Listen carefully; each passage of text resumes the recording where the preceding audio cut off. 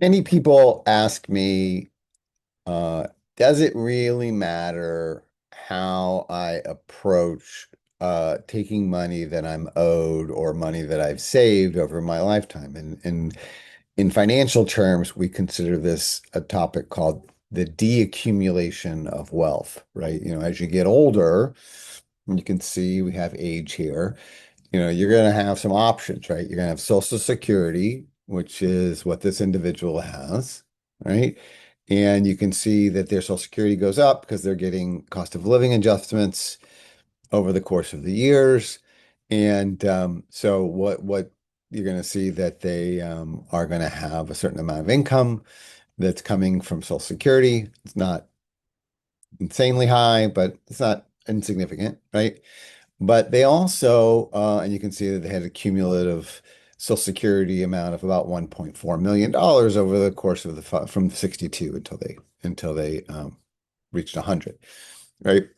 Now, what you can see as well is they did have money in their 401k, right? And so they were at 73 as required by law. And if you don't do this, you will receive significant fines or fees charged to you because, or no, they're fines that are going to be charged to you because you didn't take your required minimum distributions.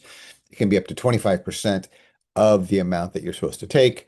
So you have to definitely take those, right?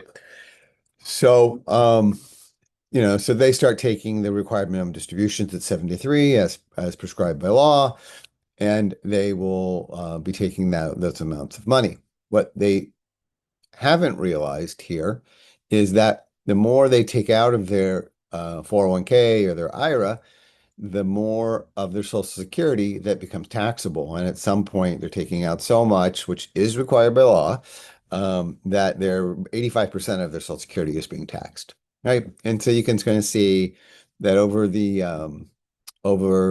over the lifetime, their tax rate is going up and up and up, right? It started off at 12%, which is pretty manageable, but it goes up to 24%. And in the end, this is a retired person with no income. Let's be clear about this. They have their savings and they have the Social Security. They're going to spend roughly $451,631.38 in taxes, right? And that is because of the way they structured this, right? And so we talk a lot about sequencing and why sequencing is important. And hopefully in another video, we'll show you if you resequence this.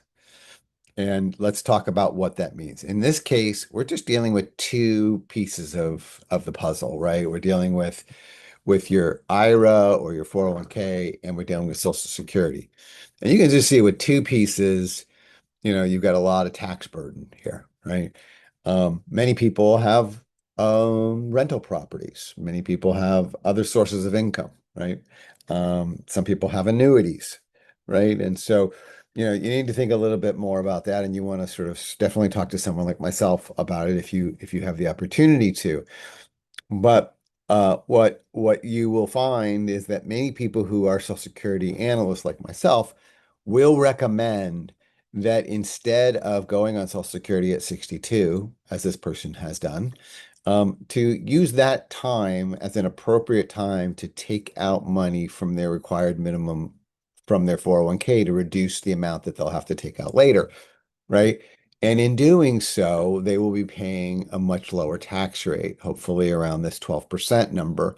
And they can take out a decent amount over those years between now and 70, right? Because they're not required to actually take their Social Security until 70, right? So there are a number of years they could be reducing that and keeping the lower tax rate. And at the same time, then going on Social Security. I know people are terrified that they're going to spend all their money, but you're not spending it. We're taking it out of a tax deferred account and putting it into either a regular account or some other type of account, right? And so you're not spending it, you're withdrawing it for the purpose of having more direct control over it. And what you're going to see is this number is going to go down significantly, right? And so what we did there is we sequenced the withdrawal schedule so that you can see that number go down. And I've seen scenarios where this number has gone down significantly in the amounts of 50 to 75%. So it's not a small amount. And if you think to yourself in retirement, if I could save two or $300,000, you would of course want to do it. Right.